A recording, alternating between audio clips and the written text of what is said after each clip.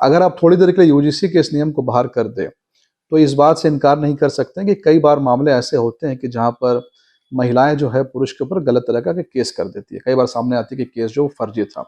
लेकिन इसका ये मतलब नहीं कि विमेन रिलेटेड जो लॉज है, डॉरी रिलेटेड लॉज, उसको हम जो है डिसमेंटल कर दें, डिस्कार्ड कर दें। इसी तरीके से शेड्यूल्ड कास्ट की बात करें, शेड्यूल्ड ट्राइब की बात करें, उनके लिए हमारे कानून में एट्रोसिटी का एक्ट है। ये सच है कि कई बार उसका मिसयूज होता है, लेकिन मिसयूज होता है इसका यह मतलब नहीं कि हम उस कानून को जो है बंद कर दें। और जहाँ तक छात्रों की बात है, जिन छात्रों को ऐसा लग रहा है कि इस एक्ट का मिसयूज होगा, तो उनको हमारा यही कहना है कि दो चीज़ें हैं। पहला, जब इस बिल को लाया गया था तो इस बिल को लाने से पहले एक वाइडर कंसल्टेशन लिया गया है, जिसमें कि सारी यूनिवर्सिटी के छात्र हैं, एचओडीज है, बड़े बड़े प्रोफेसर्स हैं, जो लोग एजुकेशन के स्टेक होल्डर्स है, सभी लोगों को बोर्ड पे लाने के बाद में इस बिल को बनाया गया, तैयार किया गया। लेकिन बिल को इम्प्लीमेंट करने के बाद में 1 साल 2 साल के बाद में हमेशा फीडबैक लिया जाता है। फीडबैक लिए जाने के बाद में अगर ऐसा लगेगा कि इस बिल में कुछ चेंजेस करने की जरूरत है, कुछ अमेंडमेंट आना चाहिए, तो निसंदेह केंद्र सरकार इसमें अमेंडमेंट करेगी। अपर क्लास के छात्र हैं, जो जनरल क्लास के छात्र और जो शेड्यूल्ड कास्ट शेड्यूल्ड ट्राइब है, उनके बीच जो बढ़ती खाई है वो कम हो, दोनों के बीच में भाईचारा बढ़े, सोशल हार्मनी बढ़े। यह बिल खाई पैदा करने के लिए नहीं, खाई को कम करने के लिए लाया गया है। इसको एक पॉजिटिव वे में देखना चाहिए। अब इक्वालिटी ऑफ अपॉर्चुनिटी कमेटी का काम रहेगा यूनिवर्सिटी के अंदर में सारे बच्चों को इक्वल अपॉर्चुनिटी देना। तो जाहिर सी बात है, इस कमेटी में वैसे लोग होंगे जो कि डिसीजन मेकर होंगे, इसमें छात्र नहीं होंगे, जो लोग डिसीजन मेकर होंगे। झारखंड सरकार ने, आपको मालूम होगा, हाल फिलहाल में शेड्यूल्ड ट्राइब बच्चों के लिए नीट और जेईई की कोचिंग के लिए प्रोविजन निकाला है, यूपीएससी के लिए भी निकाला है। तो वो निकाला है, किसी बच्चे की आईआईटी में एंट्री हो गई, लेकिन आईआईटी में एंट्री होने के बाद अगर आईआईटी में भी अगर उसको इस तरह का कोर्स दिया जाएगा तो उसके लिए और भी बेनिफिशियल होगा। नमस्कार, आप देख रहे हैं लाइव लगातार। जैसा कि हम सभी जानते हैं कि जो देश भर में अभी चर्चित है यूजीसी के इक्विटी नियम 2026, जिसको लेकर हम आ चुके हैं अजय शाह जी के पास। नमस्कार अजय शाह जी। नमस्कार। लाइव लगातार में आपका स्वागत है। जैसा कि हम सभी जानते हैं कि आप नेता के साथ साथ शिक्षक भी हैं, तो हमारा पहला सवाल यही है कि उच्च शिक्षा में शिक्षार्थियों के बीच ये जो नए नियम लाए गए हैं वो कितने हितैषी साबित होंगे, इसके बारे में आपकी राय क्या है? देखिए, झारखंड में लगभग 1 साल पहले आईएसएम धनबाद, जो कि अभी आईआईटी है, वहां पर एक बहुत बड़ा मामला सामने आया था। मामला सामने आया था कि शेड्यूल्ड कास्ट का एक लड़का था, उसको फीस जमा करना था, उसके पिताजी ने बैंक में लोन के लिए अप्लाई किया और महज कुछ मिनट की देरी हुई, यानी कि हाफ एन आवर की देरी पे उसके फीस को रिजेक्ट कर दिया गया। और उसके बाद में आईआईटी जो धनबाद है, उसने उस बच्चे को एडमिशन देने से मना कर दिया। इसके बाद उसके पिता जो है हाई कोर्ट गए, सुप्रीम कोर्ट गए, बाद में बच्चे को जस्टिस मिला और सुप्रीम कोर्ट के इंटरवेंशन के बाद में लगभग 3-4 महीने के बाद में बच्चे का एडमिशन आईआईटी में जो तय हुआ।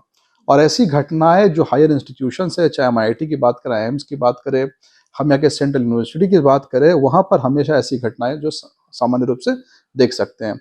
हमारा जो एजुकेशन सिस्टम है, उस एजुकेशन सिस्टम में एक चीज है जो कि हम बचपन से देखते आए, तो वो तो यूनिफॉर्म। बच्चे यूनिफॉर्म पहन के जाते हैं। यूनिफॉर्म पहन के जाने का मतलब यही कि क्लास में कौन गरीब है, अमीर है, कौन ब्राह्मण है, कौन दलित है, कौन किस समुदाय से आता है, ये पता न लग पा रहा, बच्चे यूनिफॉर्म रहे। और बच्चे जब स्कूल पास करके हायर एजुकेशन में जाते हैं, तो वहां पर भी इस बात का ध्यान जो है रखा जाना चाहिए। और इसलिए कई सारी यूनिवर्सिटीज में ड्रेस कोड भी है। हम लोग इंजीनियरिंग में थे तो वहां पर तो हमारा एक ड्रेस कोड भी हुआ करता था। तो ड्रेस कोड इसलिए आजकल हायर इंस्टीट्यूशन में भी होना चाहिए। और एक और बहुत ही एक इंसिडेंट पॉपुलर हुआ था हैदराबाद में, रोहित वेमुला नाम के एक बच्चे ने सुसाइड कर लिया था, जो कि शेड्यूल्ड कास्ट का था। इसके अलावा अगर आईआईटी के आंकड़े भी हम देखेंगे तो ऐसा देखा जाता है कि बच्चे जो रैगिंग का शिकार होते हैं, जो बुलिंग का शिकार होते हैं, ऐसे बच्चे जो कि एक्सक्लूड हो जाते हैं क्लास से, उनमें ज़्यादातर बच्चे ऐसे होते हैं जो कि scheduled caste, OBC, scheduled tribe से होते हैं। तो गवर्नमेंट ऑफ इंडिया ये जो बिल लेकर के यूजीसी में इक्विटी को लेकर के, इसका अगर बेसिक हम मकसद ध्यान में रखें तो वो है यूनिवर्सिटी को इस तरीके से तैयार करना, इस तरीके से बनाना कि जहां पर सभी जो क्लास के बच्चे हैं, खास करके ऐसे बच्चे जो कि सोशली एक्सक्लूडेड क्लास से है, शेड्यूल्ड कास्ट है, शेड्यूल्ड ट्राइब है, ओबीसी है, दिव्यांग है, माइनॉरिटीज है, ऐसे बच्चे किस तरीके से बाकी बच्चों पे के साथ कदम से कदम मिला करके अपनी एकेडमिक जर्नी को आगे बढ़ाया जा सके, इसको लेकर के मोदी सरकार ये रिवॉल्यूशनरी बिल लेकर के आई है। इसमें कई सारे प्रावधान हैं और हमें उम्मीद है कि आने वाले समय में इस प्रावधान के जरिए यूनिवर्सिटी में इक्विटी जो है, इक्वालिटी जो है, वो सही मायनों में इन्फ्यूज होगा। हमारे देश में ऐसा कोई भी कानून है जिसमें एक क्लास जो एक्सप्लॉइट करता है दूसरा क्लास एक्सप्लॉइटेड क्लास होता है? अगर किसी भी ऐसे कानून की बात करेंगे तो जाहिर सी बात है वहाँ पर कुछ ना कुछ लूपहोल्स होते हैं, फीडबैक होते हैं। अगर आप थोड़ी देर के लिए यूजीसी के इस नियम को बाहर कर दें तो इस बात से इनकार नहीं कर सकते कि कई बार मामले ऐसे होते हैं कि जहाँ पर महिलाएं जो है पुरुष के ऊपर गलत तरह का केस कर देती है। कई बार सामने आती है कि केस जो फर्जी था। लेकिन इसका ये मतलब नहीं कि विमेन रिलेटेड जो लॉज है, डॉरी रिलेटेड लॉज, उसको हम जो है डिसमेंटल कर दें, डिस्कार्ड कर दें। इसी तरीके से शेड्यूल्ड कास्ट की बात करें, शेड्यूल्ड ट्राइब की बात करें, उनके लिए हमारे कानून में एट्रोसिटी का एक्ट है। ये सच है कि कई बार उसका मिसयूज होता है, लेकिन मिसयूज होता है इसका यह मतलब नहीं कि हम उस कानून को जो है बंद कर दें। और जहाँ तक छात्रों की बात है, जिन छात्रों को ऐसा लग रहा है कि इस एक्ट का मिसयूज होगा, तो उनको हमारा यही कहना है कि दो चीज़ें हैं। पहला, जब इस बिल को लाया गया था तो इस बिल को लाने से पहले एक वाइडर कंसल्टेशन लिया गया है, जिसमें कि सारी यूनिवर्सिटी के छात्र हैं, एचओडीज है, बड़े बड़े प्रोफेसर्स हैं, जो लोग एजुकेशन के स्टेक होल्डर्स हैं, सभी लोगों को बोर्ड पे लाने के बाद में इस बिल को बनाया गया, तैयार किया गया। और इस बिल को तैयार करने के पीछे जितने भी ऐसे केसेस हैं जो यूनिवर्सिटीज़ में आज तक हुए हैं, जिसमें मैंने आपको बताया कि कुछ छात्रों ने सुसाइड कर लिया है, कुछ छात्रों ने के साथ बुली हुआ है, उन सबको ध्यान में रखते हुए इस बिल को लाया गया। लेकिन बिल को इम्प्लीमेंट करने के बाद में 1 साल 2 साल के बाद में हमेशा फीडबैक लिया जाता है। फीडबैक लिए जाने के बाद में अगर ऐसा लगेगा कि इस बिल में कुछ चेंजेस करने की ज़रूरत है, कुछ अमेंडमेंट आना चाहिए, तो निसंदेह केंद्र सरकार इसमें अमेंडमेंट करेगी। पर अभी किसी भी छात्र को घबराने की ज़रूरत नहीं है, डरने की ज़रूरत नहीं है। यह बिल इसलिए लाया गया ताकि जो अपर क्लास के छात्र हैं, जो जनरल क्लास के छात्र और जो शेड्यूल्ड कास्ट शेड्यूल्ड ट्राइब के है, उनके बीच जो बढ़ती खाई है वो कम हो, दोनों के बीच में भाईचारा बढ़े, सोशल हार्मनी बढ़े। यह बिल खाई पैदा करने के लिए नहीं, खाई को कम करने के लिए लाया गया है। इसको एक पॉजिटिव वे में देखना चाहिए। सर, जैसे कि इक्वालिटी ऑफ कमिटी, ये कमिटी हर यूनिवर्सिटीज में बनाए जा रहे हैं। देखिए, इस बिल को अगर आप देखेंगे पूरी तरीके से तो इसमें 2-3 कमिटीज का जिक्र है। सबसे पहले तो एक कमेटी बनाई जाएगी जिसको इक्वालिटी ऑफ अपॉर्चुनिटी कमेटी कहेंगे। अब इक्वालिटी ऑफ अपॉर्चुनिटी कमेटी का काम रहेगा यूनिवर्सिटी के अंदर में सारे बच्चों को इक्वल अपॉर्चुनिटी देना। तो जाहिर सी बात है इस कमेटी में वैसे लोग होंगे जो कि डिसीजन मेकर होंगे, इसमें छात्र नहीं होंगे, जो लोग डिसीजन मेकर होंगे। यानी कि जो डीन होते हैं, यूनिवर्सिटी के वाइस चांसलर्स होते हैं, एचओडीज होते हैं, छात्रों के रिप्रेजेंटेशन को लिया जाएगा, उनका जो व्यू है, उनका जो प्रेजेंटेशन उसको लेने के लिए। लेकिन आम तौर पर डिसीजन मेकर्स इस टीम में होंगे। अब अगर हम इक्वालिटी ऑफ अपॉर्चुनिटी की बात करें तो जाहिर सी बात है, हम किसी हायर इंस्टीट्यूशन में जब जाते हैं, उदाहरण के लिए मान लीजिए आप कहीं भी ले लीजिए, आप आईआईटी का एग्जांपल लीजिए, आप आईएम्स का एग्जांपल लीजिए, आप सीयूटी का एग्जांपल लीजिए, तो उसमें हर जगह एक रिजर्वेशन का सिस्टम है। यानी कि जब कट ऑफ देखेंगे तो कट ऑफ जनरल जाति के लिए कट ऑफ कुछ और होता है, शेड्यूल्ड कास्ट के लिए कट ऑफ कुछ और होगा, शेड्यूल्ड ट्राइब के लिए कट ऑफ कुछ और होगा। लेकिन ऐसा देखा गया है कि कई बार एंट्री लेने के बाद में, एक बार बच्चे का एडमिशन हो गया, तो एडमिशन लेने के बाद में कई बार ऐसा देखा गया है कि जो रिजर्व कैटेगरी के छात्र है वो कई बार रेस में पीछे रह जाते हैं। तो हमारा ये मानना है कि केवल एंट्री इंपॉर्टेंट नहीं है, वहां पर जाने के बाद भी उनको किसी कोर्सेज की जरूरत है। हम झारखंड सरकार का एग्जाम्पल लेना चाहेंगे। झारखंड सरकार ने, आपको मालूम होगा, हाल फिलहाल में शेड्यूल्ड ट्राइब बच्चों के लिए नीट और जेई की कोचिंग के लिए प्रोविजन निकाला है, यूपीएससी के लिए भी निकाला है। तो वो निकाला है, किसी बच्चे की आईआईटी में एंट्री हो गई, लेकिन आईआईटी में एंट्री होने के बाद अगर आईआईटी में भी अगर उसको इस तरह का कोर्स दिया जाएगा तो उसके लिए और भी बेनिफिशियल होगा। तो कई सारे आईआईटीज में, ऑलमोस्ट सारे आईआईटीज में भी अभी फिलहाल ऐसा रूल है कि अगर कोई रिजर्व कैटेगरी से बच्चा आया है तो उसको एक प्रिपरेटरी लेवल का कोर्स है वो कराया जाएगा। लेकिन वो जो कोर्स कराया जाएगा वह कोर्स इफेक्टिवली इंप्लीमेंट हो, या देखना किसका काम होगा, इक्वालिटी ऑफ अपॉर्चुनिटी का। कई बार ऐसी घटनाएं सामने आई है जिसमें कि हमने देखा है कि जो प्रोफेसर्स है, यूनिवर्सिटी के प्रोफेसर्स है, उन्होंने भी कुछ कमेंट कर दिया है डिसएडवांटेज क्लास के लिए, और उन पर कोई बहुत ठोस एक्शन जो वो नहीं लिया गया। तो इक्वालिटी ऑफ अपॉर्चुनिटी जो कमेटी होगी वो इन चीज़ों का ध्यान रखेगी। और उसके बाद एक इक्विटी कमेटी बनाने की बात है। इक्विटी कमेटी जैसे कि अगर हम इसको कंपेयर कर सकते हैं विशाखा गाइडलाइंस है। विशाखा गाइडलाइंस जो विमेन के लिए है, जहाँ पर अगर कोई विमेन किसी वर्क फोर्स में, वर्क प्लेस में सेक्सुअल हरासमेंट की विक्टिम होती है तो इंटरनल कंप्लेंट कमेटी में अपना वो कंप्लेंट जो है दर्ज कर सकती है।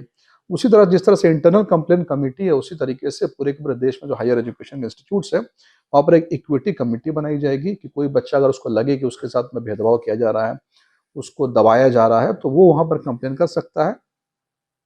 और हमें इस बात का ध्यान रखना चाहिए कि हमारे देश में जितने भी इंस्टीट्यूशंस हैं, हर इंस्टीट्यूशंस की अकाउंटेबिलिटी फिक्स है।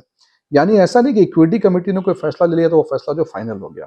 अगर कोई बच्चा इक्विटी कमेटी के फैसले से सेटिस्फाइड नहीं है तो उसके ऊपर भी बहुत सारे रिड्रेसल अथॉरिटी बनाई गई हुई है, नहीं तो उसके ऊपर में हाई कोर्ट है, सुप्रीम कोर्ट है। तो ऐसा नहीं कि इक्विटी कमेटी को कोई फ्री राइड मिलने जा रहा है या उसके ऊपर में अकाउंटेबिलिटी नहीं रहेगी। इक्विटी कमेटी को भी हम बहुत अच्छे से ग्रिप में रख करके अकाउंटेबिलिटी को इन्फोर्स किया जाएगा। बिल काफ़ी अच्छा है, ये एक्ट काफ़ी अच्छा है।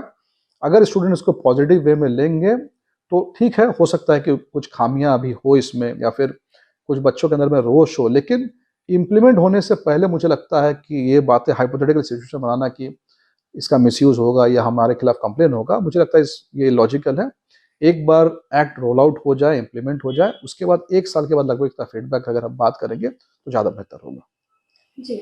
और जिससे सर इक्वालिटी ऑफ कम्युनिटी जो गाइडलाइंस बनाई गई हैं उसके तहत अगर यूनिवर्सिटी इस चीज़ को फॉलो नहीं करती है तो उनके खिलाफ क्या एक्शंस लिए जाएंगे या फिर कुछ भी किए जाएंगे? देखिए, मैं आपको एक बात बताता हूँ कि जब से नरेंद्र मोदी जी की सरकार आई है, तब से लगभग जितने क्षेत्र में आउटडेटेड लॉज जो हैं, उनको रिप्लेस किया गया। अगर हम लेबर लॉज की बात करें तो 29 लेबर लॉज थे, उसको 5 लेबर कोड से हमने रिप्लेस किया। अगर हम बात करें IPC, CrPC, Indian evidence act, उसको भी हमने रिप्लेस किया है। तो उसी तरह से एजुकेशन पॉलिसी को रिप्लेस करके न्यू एजुकेशन पॉलिसी 2020 पिक्चर में है। एक मैं आपको उदाहरण देना चाहूँगा कि अल फलाह यूनिवर्सिटी, जो अभी दिल्ली में ब्लास्ट हुआ था, दिल्ली में ब्लास्ट होने के बाद मालूम चला कि जितने डॉक्टर्स वो अल फलाह यूनिवर्सिटी से सबके सब वहाँ पढ़ाई कर रहे थे और उसी यूनिवर्सिटी से सारा का सारा ऑपरेशन किया गया। अभी हमने ये भी देखा कि जेएनयू के अंदर में नरेंद्र मोदी और अमित शाह के खिलाफ जो है कब्र खुदेगी, इस तरह के नारे लगाए गए। तो हम ये देख रहे हैं कि यूजीसी भी कहीं ना कहीं इन चीज़ों को लेकर के उनके पास में इतने पावर नहीं, या फिर टूथलेस टाइगर हम यूजीसी को कह सकते हैं, वो डिसीजन नहीं ले पाती थी। इस नए बिल के आने के बाद में और यूजीसी जो नया एक्ट पिक्चर में आ रहा है, अभी ड्राफ्ट उसका बन रहा है, उसके आने के बाद में हमारे देश में हायर एजुकेशन का जितना भी फ्रेमवर्क है, ये सारा का सारा फ्रेमवर्क रिवैम्प होने जा रहा है। और इस रिवैम्प में 2 चीज़ों का ध्यान रखा जाएगा। पहला, अकाउंटेबिलिटी फिक्स होनी चाहिए और दूसरा, इन सारे इंस्टीट्यूशन को वाकई मुझे ट्रूथ की ज़रूरत है। यानी कोई यूनिवर्सिटी का प्रोफेसर ये बोल के नहीं बोल सकता कि नहीं, हमारे कंट्रोल में नहीं था, हम इसको देख नहीं पाए। एक उदाहरण मैं आपको झारखंड का देना चाहूँगा। झारखंड के एक सिटिंग मिनिस्टर हफीजुल अंसारी ने एक फर्जी पेपर में बनी यूनिवर्सिटी से पीएचडी का डिग्री लेने का दावा किया, जिसके बाद मैंने प्रेस कॉन्फ्रेंस किया था। बाद में मंत्री जी ने अपने हटाया सोशल मीडिया से कि मैं डॉक्टर हूँ। वो यूनिवर्सिटी भी पता नहीं बंद हो गई। तो यूजीसी का काम ये भी है कि यूजीसी के नाम पर ऐसे फर्जी इंस्टीट्यूशन जो चल रहे थे वो बंद होने चाहिए। निसंदेह आने वाले समय पे यूजीसी के फ्रेमवर्क पे इन चीज़ों में मदद मिलेगी। और अगर यूजीसी गलत करेगा तो यूजीसी को भी फ्री राइड नहीं रहेगा, उसके ऊपर भी मिनिस्ट्री की तरफ से कंट्रोल पूरा रहेगा।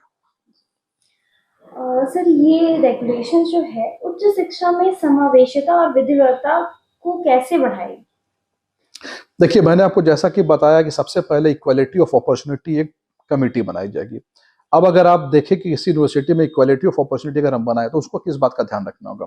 उसको बहुत सारी छोटी-छोटी चीज़ें, जैसे कि इस बात का ध्यान रखना कि अगर कोई क्लासरूम है, उस क्लासरूम में मान लीजिए कि 30% शेड्यूल्ड कास्ट के बच्चे हैं और देखने को मिल रहा है कि शेड्यूल्ड कास्ट के बच्चे स्कूल ड्रॉप आउट कर रहे हैं, कॉलेज ड्रॉप आउट कर रहे हैं, यानी कि वो रेगुलर नहीं आ रहे हैं, बीच में छोड़ना चाह रहे हैं। तो कमेटी एक इंक्वायरी करेगी कि भाई बच्चे क्यों नहीं आ रहे क्लास में, क्यों ऐसा रेगुलर नहीं हो रहा। तो मान लीजिए इंक्वायरी करने के बाद मालूम चलता है कि वो जो बच्चे हैं वो उनके पास में पैसे की कमी है या फिर उनके पास कुछ कमाने का जरिया नहीं है, तो फिर वो पार्ट टाइम जॉब कर इस कारण से कॉलेज नहीं आ पा रहे। तो कमेटी रिकमेंड करेगी कि इन बच्चों को स्कॉलरशिप स्कीम से जो है वो जोड़ा जाए। उसके बाद अगर मान लीजिए कि किसी कैंपस में ऐसी घटनाएं बार बार आएगी कि रैगिंग अगर हो रहा है, तो रैगिंग एक पर्टिकुलर कम्युनिटी का रैगिंग अगर ज़्यादा हो रहा है तो कमेटियों पर स्ट्रिक्ट एक्शन जो रिकमेंड कर सकती है। और सबसे बड़ी बात है कि यूनिवर्सिटी में होता क्या है कि यूनिवर्सिटी के जब बच्चे, उनके अंदर कोई घटना होती है, जैसे कि आमतौर पर आपने देखा होगा कि कई बार रांची में रिम्स में मारपीट हो गया या बीआईटी मिश्रा में 1-2 बार मारपीट की घटना है, यूनिवर्सिटी में मारपीट होता है, तो लोग नॉर्मली पुलिस के पास जाने में हिचकिचाते हैं। नॉर्मली सबसे पहला वो अपने क्लास टीचर के पास जाते हैं, अपने प्रोफेसर के पास जाते हैं। बड़ी घटना होती है तो फिर पुलिस की एंट्री होती है। तो अगर हम यूनिवर्सिटी के अंदर में एक ऐसा सिस्टम बनाए कि जहाँ पर बिना पुलिस की एंट्री की कोई एक ऐसी कमेटी है, जहाँ पर अगर मेरे साथ डिस्क्रिमिनेशन हो रहा तो मैं वहाँ पर जाके कंप्लेन कर सकूँ, तो इससे अच्छा कुछ नहीं हो सकता। ये कमेटी और ये जो रेगुलेशन बनने वाला है, ये यूनिवर्सिटी के अंदर में ही, अभी तक यूनिवर्सिटी का मतलब क्या जानते हैं हम? एकेडमिक्स, यानी उसका काम पढ़ाई को एग्जीक्यूट करना है। लेकिन अगर यूनिवर्सिटीज़ के अंदर में ऐसे इंस्टीट्यूशंस बन रहे हैं जो कि इक्वालिटी को भी इन्फोर्स करे, इक्वालिटी को इन्फ्यूज़ करे, और अगर किसी के साथ डिस्क्रिमिनेशन हो रहा हो उस कमेटी के पास जा सके, तो इस तरीके से धीरे धीरे, ऐसा नहीं कि कल के कल इक्वलिटी इन्फ्यूज हो जाएगी, लेकिन धीरे धीरे टाइम के साथ, वक्त के साथ में चीज़ें आएंगी, सुधरेंगी, और मुझे लगता है कि इक्वलिटी वाकई में इस यूनिवर्सिटी में इक्वलिटी हमें देखने को मिलेगा। जैसा कि अभी लॉ अभी पास हुआ है, अभी वापस से इसको पीढ़ी में आने में टाइम लगेगा, लेकिन सर क्या ये जो लॉ है इसकी वजह से स्टूडेंट्स के बीच दरार भी आ सकते हैं, जो जाति को लेकर यहाँ पे एक भेद हो रहा है, तो इसको लेकर क्या स्टूडेंट्स के बीच मतलब भाईचारा छोड़कर मतलब जातिवाद भी आ सकता है क्या? देखिए, ये वही वाली बात है कि अगर हम डॉरी जो कानून है, अगर दहेज से का जो कानून है, आप देख सकते हैं ज़्यादातर जो फैमिलीज़ है, फैमिलीज़ में हस्बैंड वाइफ के बीच झगड़ा जो है, उसमें डोमेस्टिक वायलेंस एक्ट पिक्चर में आ जाता है, और डॉरी प्रोविजन एक्ट भी पिक्चर में आ जाता है। तो ये कहना कि हम अगर इन एक्ट को रखें, इस वजह से दोनों के बीच में लड़ाइयाँ हो रही है, ये एक्ट लाया गया है चूंकि खाई है, भेदभाव है, इसीलिए इन दोनों एक्ट्स को लाया गया था। यानी यूजीसी का ये जो एक्ट आ रहा है, या फिर हम एट्रोसिटी एक्ट की बात करें, हम रिजर्वेशन की बात करें, हम इस इक्विटी एक्ट की बात करें, ये आया इसलिए क्योंकि भेदभाव है। अगर भेदभाव नहीं होता तो ये एक्ट कभी पिक्चर में आता ही नहीं। मुझसे कई बार लोग, मैं एक पैरेलल एग्जांपल देना चाहूँगा, मुझसे क्लास में कई बार लोग, मैं पूछता हूँ बच्चों से कि तुम प्रूव करो कि पूरे इंडिया में डॉरी सिस्टम है, it's not only about Jharkhand और Bihar, it's pan India problem. तो मैं उनसे पूछता हूँ कैसे साबित कर सकते हैं इस चीज़ को। तो जवाब मैं ये सुनना चाहता हूं कि हमारे पार्लियामेंट ने डॉरी प्रोविजन एक्ट पास किया है। अगर पार्लियामेंट कोई कानून पास कर रहा है, इसका मतलब है कि ये सिर्फ कुछ स्टेट्स में नहीं, ये पूरे के पूरे देश में ये समस्या है। यानी ये बिल आया ही इसलिए क्योंकि वहां भेदभाव था। अगर भेदभाव नहीं होता, ऐसी घटनाएं नहीं होती जहां पर हमें बार बार ऐसा सोशल एक्सक्लूजन, एक्सप्लोटेशन की घटनाएं सुनने को, तो ये एक्ट आता ही नहीं। और अगर भेदभाव नहीं है यूनिवर्सिटीज में, तो ये एक्ट एक डेड लेटर की तरह वहां पर पड़ा रहेगा, इसका कोई काम नहीं होगा वहां पर। सर ये जो इक्विटी नियम बनाए गए हैं और जो यूनिवर्सिटी में इक्विटी कमेटी बनाई जाएगी, ये क्या 24/7 हेल्पलाइन स्थापित करने के लिए सरकार क्या इसमें समय सीमा और संसाधन उपलब्ध करा रही है कुछ? देखिए, अभी अभी हमारे पास में एक्ट पास हुआ है। जब भी कोई एक्ट पास होता है तो एक्ट पास होने के बाद में उसका एक एसओपी तैयार होता है, यानी उसकी नीटी ग्रिटी तय की जाती है। अभी नीटी ग्रिटी हमारे सामने में आया नहीं है। अभी जितनी यूनिवर्सिटीज है, जब उनके पास ये पेपर जाएगा तो इसको लेकर के एक ऑपरेटिंग प्रोसीजर जो वो पास करेंगे, वो एसओपी आने के बाद में हम इन चीज़ों पर कमेंट कर पाएंगे। लेकिन मुझे ऐसा लगता है कि यूनिवर्सिटी एक ऐसी जगह होती है जो कि ज़्यादातर रेजिडेंशियल कैंपसेस वहाँ पर होते हैं। तो ऐसी यूनिवर्सिटी में जाहिर सी बात है कि कोई भी कंप्लेंट टेकिंग अथॉरिटी वो 24/7 ही होना चाहिए। और जहाँ तक टाइम बाउंड की बात है, मुझे लग रहा है कि जैसे हर कानून में, यानी कि अगर आम कानून की अगर बात करें तो उसमें एक टाइम लिमिटेशन का क्लॉज होता है कि आप इतने साल तक जा सकते हैं, या फिर आप इतने साल के बाद गए तो आपको, जैसे मीटू मूवमेंट हम एग्जांपल ले सकते हैं, मीटू कैंपेन, जिसमें कि कोई भी वुमेन जाकर के इसके ऊपर केस कर सकती है कि मेरे साथ में आज से 10 साल 20 साल पहले सेक्सुअल एक्सप्लॉयटेशन हुआ था। तो एकदम से उसको एक्सेप्ट नहीं किया जा सकता है, लेकिन अगर कोई ठोस सब्सटैंटिव कोई एविडेंस जाकर के प्रोड्यूस करे तो उसको एक्सेप्ट किया जाता है। तो जाहिर सी बात है कि लिमिटेशन क्लॉज तो एक होगा ही, लेकिन दूसरी बात है कि जब तक कोई सब्सटैंटिव, एकदम सब्सटैंशियल चीज़ें नहीं होंगी, तब तक ऐसा नहीं होगा कि कॉलेज पास करने के 20 साल के बाद कोई जाकर किसी स्टूडेंट पर केस कर दे कि मेरे साथ में आज से 20 साल पहले ऐसा हुआ है। तो ये प्रैक्टिकली पॉसिबल नहीं है। लेकिन चूंकि लॉ एक ऐसी चीज़ है जो कि कभी भी आप किसी भी जगह से उसके लूपहोल को ओपन कर सकते हैं, तो ये हो भी सकता है। लेकिन हमें लॉ को अभी एक पॉजिटिव वे में देखना चाहिए। हम मिसयूज तो हर लॉ का होता है। हम ये भी जानते हैं कि एफआईआर थाने में नहीं लिए जाते, पर इसका ये मतलब नहीं कि एफआईआर के सिस्टम को हम बंद कर दें। एफआईआर एक अच्छी चीज़ है, उसी तरह से ये भी एक अच्छी चीज़ है।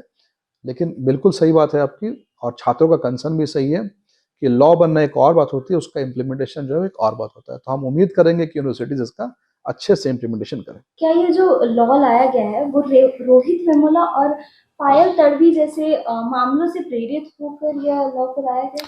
देखिए, बिल्कुल, मैंने आपको तो बिना ये देखिए बता दिया था स्टार्टिंग में, रोहित वेमुला का मैंने आपको एग्जाम्पल पे दिया था। तो रोहित वेमुला का जो एग्जाम्पल है वो बहुत ही स्पार्किंग एग्जाम्पल है। इस एग्जाम्पल ने वाकई में आज भी, देखिए, हम जब कास्ट डिस्क्रिमिनेशन की बात करते हैं, हम जब कास्ट एक्सप्लॉयटेशन की बात करते हैं, तो कास्ट एक्सप्लॉयटेशन कोई एक पर्टिकुलर स्पेसिफिक सोसाइटी में नहीं है। वो स्कूल में भी देखने को मिलता है, वो कॉलेज में भी देखने को मिलता है, वो फैमिली में देखने को मिलता है, वो हमारी पॉलिटिकल पार्टीज में देखने को मिलता है, वो कॉर्पोरेट में देखने को मिलता है, वो ब्यूरोक्रेसी में देखने को मिलता है। तो जाहिर सी बात है कि अगर यूनिवर्सिटी में ऐसी चीज़ लाई जा रही है तो इम्पॉर्टेंट केस लॉज, जो मैंने आपको एक केस लॉ तो मैंने आपको धनबाद का ही बताया, आईएसएम का बताया, रोहित वेमुला का केस है, जादवपुर यूनिवर्सिटी के केसेस है, आईआईटी मद्रास के केसेस है, आईआईटी दिल्ली में तो 20-22 ऐसे एग्जाम्पल्स हैं जहाँ पर शेड्यूल्ड कास्ट के बच्चों ने एडमिशन लिया पर वो कंटिन्यू नहीं कर पाया, वो ड्रॉप आउट वहाँ से होकर के बाहर चले गया।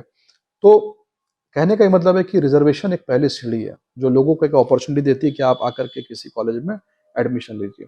लेकिन अगर मान लीजिए वो बच्चे का एडमिशन हो गया पर वो वहाँ 4 साल 5 साल कंटिन्यू नहीं कर पाया, और 4 साल 5 कंटिन्यू कर भी गया और वो फिर उसको जॉब नहीं मिल रही है, तो हमारा जो पर्पस है सोशल एम्पावरमेंट का, वो पर्पस पूरा नहीं होगा।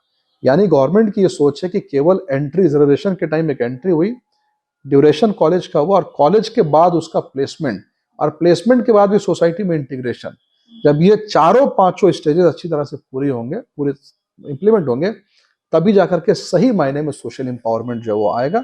इसी को लेकर सरकार की एक पहल है। रेगुलेशन की जो सफलता है उसको कैसे मापा जाएगा? क्या कोई वार्षिक रिपोर्ट या ऑडिट होगा तो जो भेदभाव के मामलों की संख्या को दिखाएगा? देखिए, हमारे देश में ऐसे जितने भी लॉज हैं, जिस लॉज में किसी गड़बड़ी को ठीक करने के लिए किया जाता है, तो उसके बाद हर कोई ना कोई ऐसा रिपोर्ट, ऑडिट वगैरह सब कुछ होता ही है। क्राइम की बात करें तो नेशनल क्राइम रिकॉर्ड ब्यूरो इसको देखता है, अगर हम वीमेन से रिलेटेड बात करें तो इसमें वीमेन कमीशन इसको देखता है। तो ये जो केस है इसमें यूजीसी निसंदेह साल के एंड में कोई ना कोई ऐसा रिपोर्ट बनाएगी, और इस रिपोर्ट को देखने के बाद में, मैंने जैसा आपको स्टार्टिंग में कहा कि अगर इस एक्ट में कुछ कमियां हैं तो कमियों को हम कैसे देखेंगे। मान लीजिए कि 1 साल बाद मालूम चले कि इस इक्विटी एक्ट का बहुत मिसयूज हो रहा है, तो मिसयूज अगर होगा तो उसमें नए प्रावधान डाले जाएंगे, मिसयूज नहीं हो रहा है तो उसमें कुछ चेंजेस किए जाएंगे। तो रिपोर्ट के बेसिस में, ऑडिट रिपोर्ट के बेसिस में जो नया फीडबैक होगा इसको लेकर इस लॉ में इम्प्लीमेंट किया जाएगा। लेकिन निसंदेह यूजीसी की तरफ से ऐसे आंकड़े जो है आपको 1-2 साल के बाद में देखने को मिलेंगे। शिक्षा पर पहला सीरीज में हमारे साथ अजय साजी ने अपना बहुमूल्य समय साझा किया। इसके साथ ही केंद्र की नीतियों पर बारीकी से जानकारी दी है। आशा है इसे लेकर हम हमारे दर्शकों को बहुत सी बातें समझा पाएंगे। इसके साथ ही जुड़े रहिए आप लाइव लगातार के साथ। लाइव लगातार के वीडियो को लाइक करें, सब्सक्राइब करें और बेल आइकन को दबाना न भूलें।